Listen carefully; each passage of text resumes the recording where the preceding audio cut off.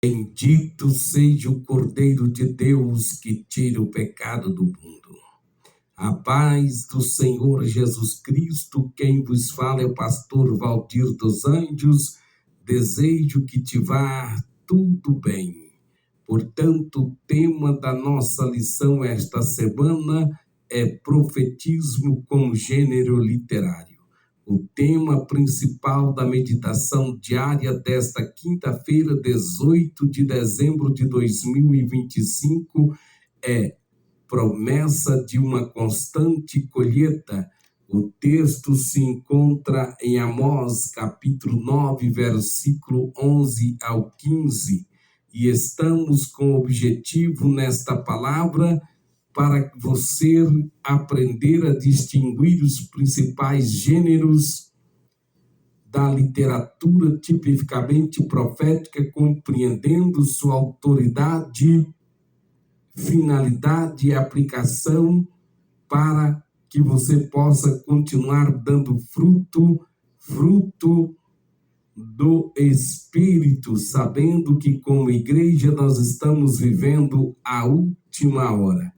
Vejamos que o profetismo na última hora, o profetismo não é apenas previsão do futuro, mas interpretação divina da história, presente à luz da vontade eterna de Deus. A literatura bíblica, o gênero profético, surge quando Deus decide permanecer, quando Deus decide não permanecer em silêncio diante da decadência espiritual, da injustiça social e da apostasia do seu povo. Amós profetiza em um tempo de prosperidade econômica, porém de falência espiritual. O povo colhia muito, mas vivia longe de Deus. Por isso o Senhor levanta um profeta para anunciar juízo, mas também restauração. Quando Deus quer corrigir uma geração, ele levanta profetas. Quando quer restaurá-la, ele libera promessa. Que tipo de voz tem orientado nossas decisões como líderes? A voz do mercado religioso ou a voz profética do Senhor? Vejamos que o profetismo como gênero literário. O que seria, vejamos, o que seria da história bíblica sem o profetismo biblicamente? Sem o profetismo não haveria interpretação espiritual dos acontecimentos históricos. O povo teria leis sem confronto, culto sem arrependimento, prosperidade sem santidade, reis, sacerdotes, nações não seriam confrontados em nome da justiça divina. A esperança messiânica estaria fragmentada. O profetismo é o gênero que une história, tecnologia, ética e esperança futura, revelando que Deus governa o tempo e através dele. Assim diz o Senhor. A autoridade profética, a expressão assim diz o Senhor, não nasce do templo, não nasce no templo, mas no contexto diplomático antigo. Embaixadores falavam em nome de rei, da mesma forma profeta fala não por si, mas como arauto do Senhor dos Exércitos. E isso que acabamos de falar define o gênero profético. O profeta não cria mensagem, apenas transmite. A fidelidade literal é essencial. A autoridade não está no mensageiro, mas no remetente.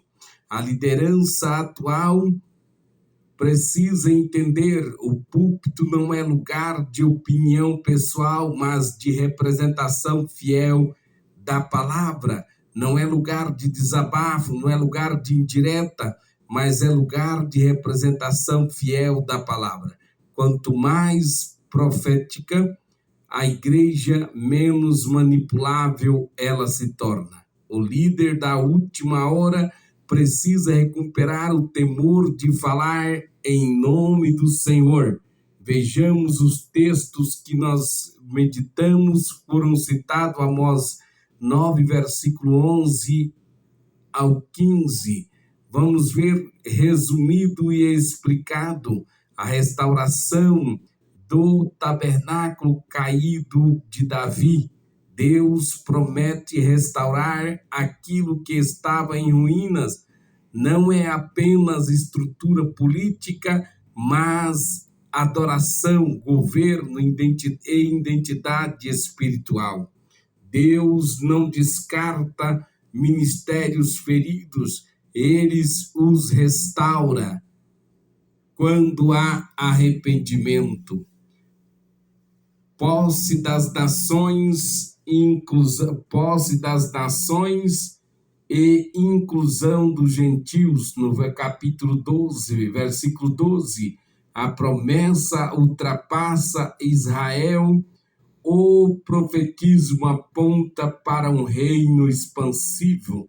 Vejamos que a igreja profética pensa além das paredes e entende sua missão global. Colheita constante e sobrenatural. O lavrador alcança o ceifeiro. A escassez é substituída por abundância contínua. Deus governa a colheita. Quando Deus governa, a colheita não depende apenas do tempo, mas da promessa. Também nesse texto fala de restauração no versículo 14, ou a restauração da dignidade do povo, casas restauradas, vinhas plantadas, frutos desfrutados. Deus não restaura só o espiritual, mas também a dignidade social e emocional. Também desse texto Deus fala de estabilidade definitiva na terra, nunca mais seriam arrancados, uma promessa de permanência. A liderança precisa preparar a igreja para permanecer fiel até o fim, pois já está escrito que salvos serão aqueles que permanecerem fiel até o fim. Em Jeremias, capítulo 29, nós vimos também o profetismo no cativeiro. Vejamos, Jeremias escreve aos asilados afirmando repetidamente: assim diz o Senhor, ensinando que Deus continua falando, mesmo fora do templo.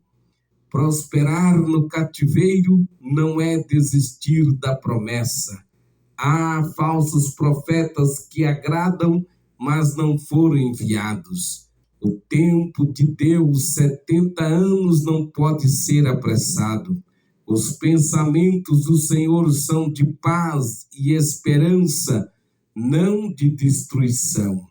Vejamos hoje, nem toda mensagem otimista é profética. O verdadeiro profetismo equilibra exortação, correção e esperança. Portanto, vejamos os verdadeiros principais gêneros da leitura profética e distinção. Oráculos de juízo confrontam pecado e injustiça. Oráculos de salvação anunciam restauração e esperança. Ações simbólicas, mensagens vividas pelo profeta, narrativas proféticas, relatos históricos com interpretação divina. O líder maduro sabe discernir quando o texto confronta, quando consola e quando chama ao arrependimento. Já estamos caminhando para o encerramento desse estudo. Ouve esta palavra, alimenta sua alma, fortalece o teu espírito Deus te abençoe. Gostaria que você, neste momento, fosse curado, fosse tocado por Deus, sentindo a presença do Senhor, pois sabemos que há um despertamento para nós nesta última hora. Estamos vivendo a última hora e Deus continua levantando mensageiros, não animadores de plateia. A promessa de Amós não é apenas agrícola, mas espiritual. Haverá colheita contínua para um povo alinhado com a voz profética. Homens e mulheres, líderes e pastor que pregam a palavra de Deus, continua anunciando que Deus salva, continua anunciando que Deus cura, que Deus liberta, que Deus abomina o pecado e que breve Jesus voltará. Onde o profetismo é silenciado, a igreja perde o rumo. Onde ele é restaurado, a colheita nunca cessa. Vejamos se Deus ainda diz: assim diz o Senhor. Estamos realmente dispostos a obedecer o que ele diz? Líderes, voltamos à fidelidade do texto. Igreja, despertemos para a voz profética. Todos, alinhamento, todos devemos alinhar nossas vidas com o púlpito e missão, pois a colheita prometida é para quem permanece fiel até o fim. Amém.